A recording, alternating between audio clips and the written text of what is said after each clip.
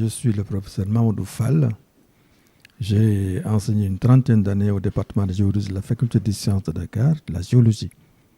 Je suis ici dans une structure qu'on appelle Institut Géosciences de Dakar, IGDK, qui s'intéresse essentiellement aux sciences de la Terre, dans ses aspects appliqués, ses aspects économiques, etc. Alors donc, nous sommes une sorte de structure à vocation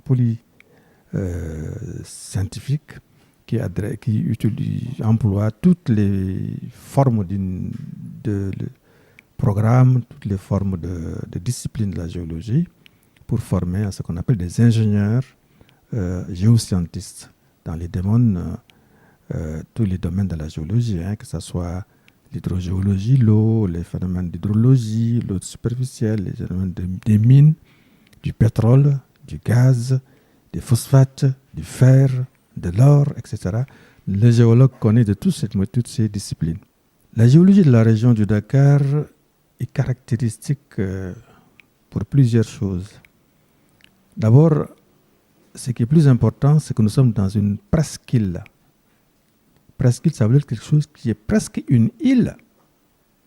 Je reviendrai d'ailleurs sur ce terme île parce qu'il fut un temps où Dakar a été une île, effectivement. La tête de la presqu'île était isolée du corps de la presqu'île. Alors cette presqu'île n'avait pas cette forme ni cette taille au cours du temps. Il y a eu des changements importants. Il fut un temps, par exemple, la côte, le niveau de la mer qu'on a ici actuellement sous nos pieds quand on va à la plage, ce niveau de la mer se situait à 200 mètres plus bas qu'aujourd'hui. Et les limites de la presqu'île, donc, étaient beaucoup plus étendues. Et donc, ce n'était plus une presqu'île, c'était, disons, une partie du territoire qui n'avait rien d'une presqu'île. C'est avec le temps et l'évolution du temps que cette forme de presqu'île s'est mise en place, essentiellement à partir des années, il y a à peu près 5000 ans, 8000 ans à 5000 ans, qu'on a une presqu'île.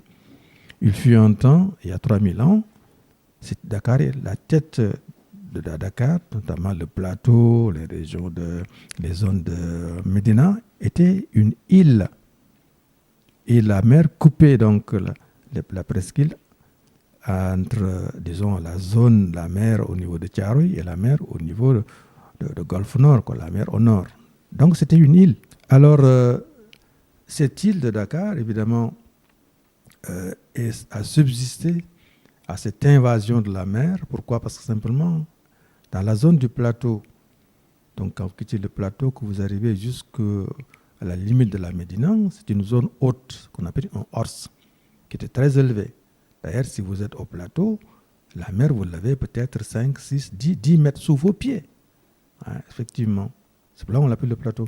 Par contre, les zones basses, c'est-à-dire que les zones de Rebeuss, etc., ensuite les zones de Grand Dakar, etc., ainsi de suite. Et quand vous montez vers le nord, les zones Grand Yoff, ainsi de suite, c'était des zones basses.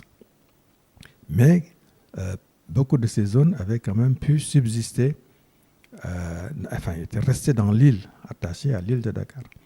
Par contre, quand vous arrivez plus loin, au niveau de Thiaroye, Hacienda, etc., toutes ces zones étaient occupées par la mer il y a 3000 ans.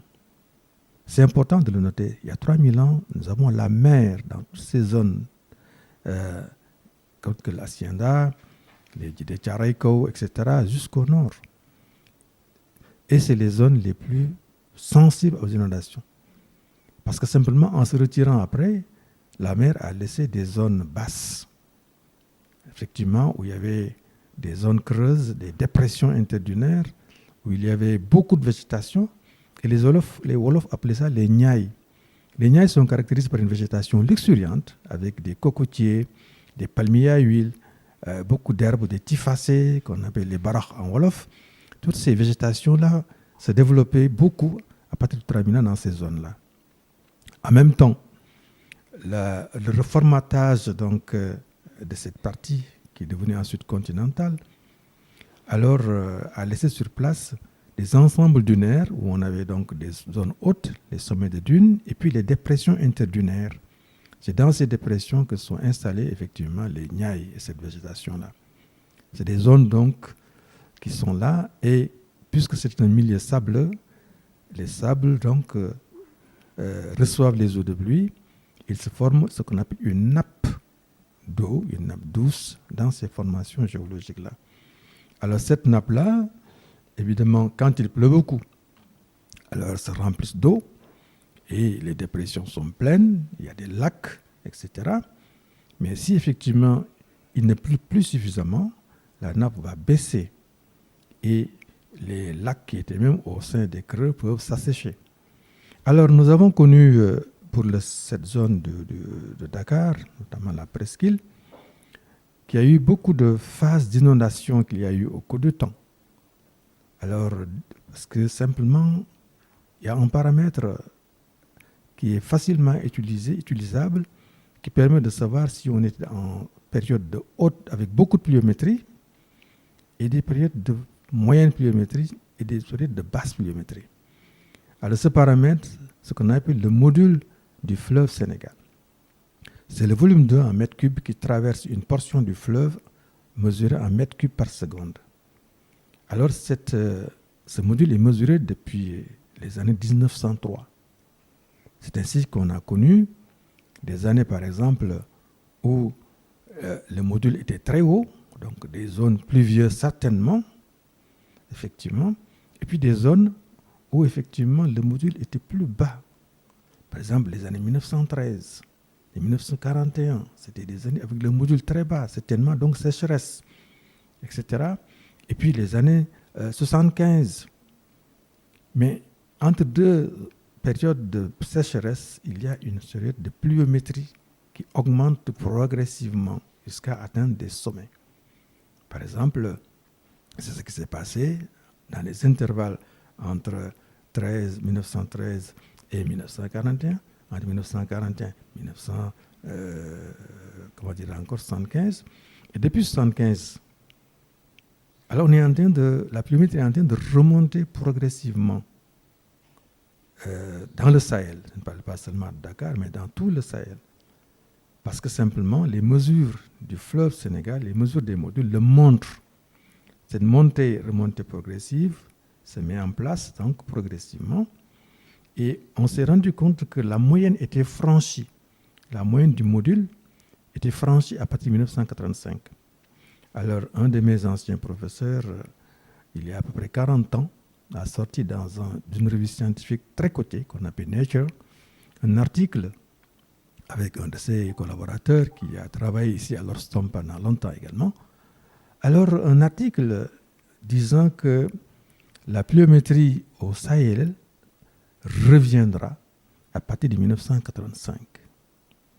Et donc, progressivement, après 1985, la pluviométrie s'est améliorée et on a eu donc les pics les plus marquants, qui étaient les pics, par exemple, de 2005, de grands pics de la grande pluviométrie de 2012 et cette année aussi.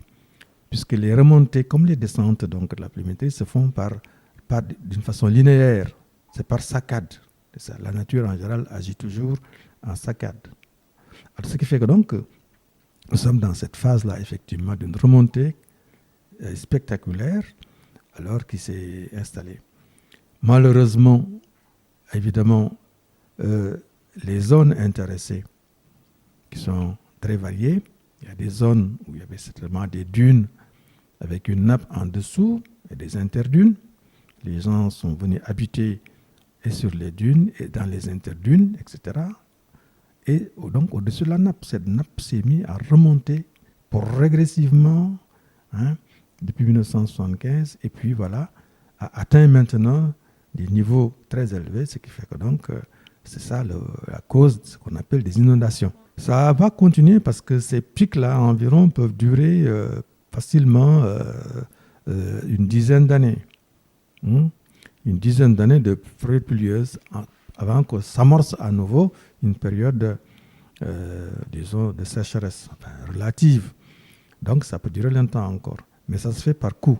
Donc, cette année, il peut y avoir une bonne pluviométrie. L'année prochaine, une moindre. Et l'année d'après, encore une bonne, ainsi de suite. Et tout le problème donc de ces inondations, en fait, de ces gens qui sont rattrapés simplement par la nature, parce que cette remontée de la nappe, cette pluviométrie, c'est naturel. C'est connu au cours du temps que c'est des fluctuations qui se passent et que par conséquent, il fallait s'attendre à ça. Les mesures préventives, c'est des mesures en amont, c'est-à-dire que ça, c'est réglé par ce qu'on appelle le programme de politique d'aménagement du territoire.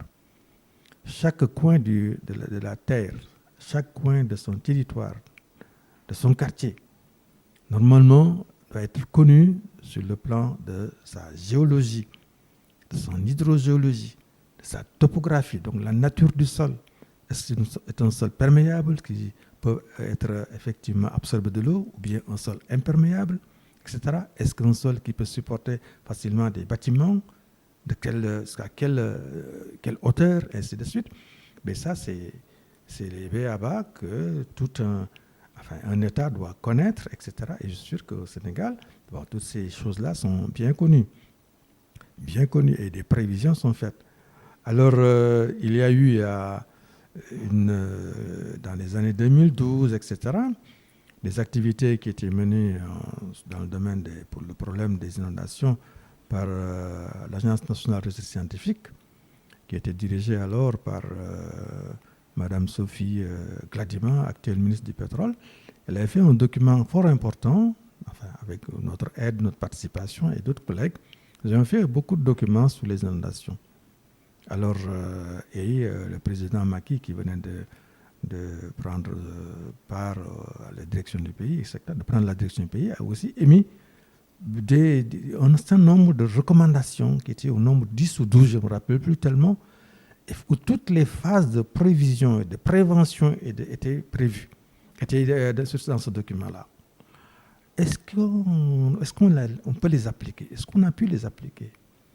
Et est-ce que ce n'était pas trop tard déjà? Parce que tous ces quartiers qui se sont installés, les Grands Yoff, les Kariala, les Grands Médine, tous ces quartiers-là, que vous savez, jusqu'à Bambilor, tout ça, sans compter les Tcharo et autres, tous ces quartiers-là étaient déjà installés. Les gens avaient plus ou moins arasé les dunes pour construire dessus, construire sur la nappe. Et cette nappe-là, maintenant, qui reprend ses droits. Voilà l'effet d'inondation. Maintenant, l'autre fait, c'est qu'il faut toujours, dans un site d'habitation, il faut au moins des projets et des moyens et des installations pour évacuer les eaux usées, les égouts. Bon, dans certains quartiers de Dakar, effectivement, il y a les égouts, et ainsi de suite, mais la plupart du temps, dans beaucoup de zones, des gens ont encore des fosses septiques creusées de façon artisanale. Alors, sur la nappe, quand la nappe était basse, mais dans la nappe maintenant, puisque la nappe est montée, ce qui crée une pollution extrêmement importante de cette nappe-là. Alors, donc, des zones qui étaient aussi déclarées non édificantes dans le temps, depuis le temps des colons, telles que la zone de captage, effectivement, les gens l'ont arrosé, ils ont habité dessus. Hein? Ainsi de suite. Donc là, c'est ça, en fait, les causes. Donc, c'est une mauvaise... le non-respect, effectivement, de la nature dans ses caractéristiques, et le fait aussi qu'il y avait des risques, effectivement, d'inondation, par exemple. Ici, c'est pratiquement le seul risque, l'inondation. Il y a un autre risque qui peut être abordé par la suite par les spécialistes de la mer, c'est effectivement l'érosion côtière. Le niveau de la mer, c'est prouvé, est en train de monter progressivement. Donc, dans certaines zones, si vous allez dans les zones de Yoff, ou bien dans les zones de Rufisque, Tchaoulène, etc., de temps en temps, la mer vient, arrache les tombes, et ainsi de suite. C'est un phénomène qui est constant et qui est permanent. Donc là aussi, certainement, j'ai ici un collègue, M. Diouf, qui pourra vous faire un entretien dessus. Donc tout ce fait, à part les inondations, l'érosion côtière, on ne pense pas au séisme, on ne pense pas au volcanisme. Bon, ça, c'est pas... on ne risque rien pour ça, pour l'instant. Parce que ces volcans qu'on a eu derrière nous, les Mamelles, ça s'est éteint il y a à peu près 600 millions d'années. Puis, il y a pas de... Nous sommes dans une zone calme, qu'on appelle une marche passive, donc on ne risque pas d'avoir effectivement ces phénomènes.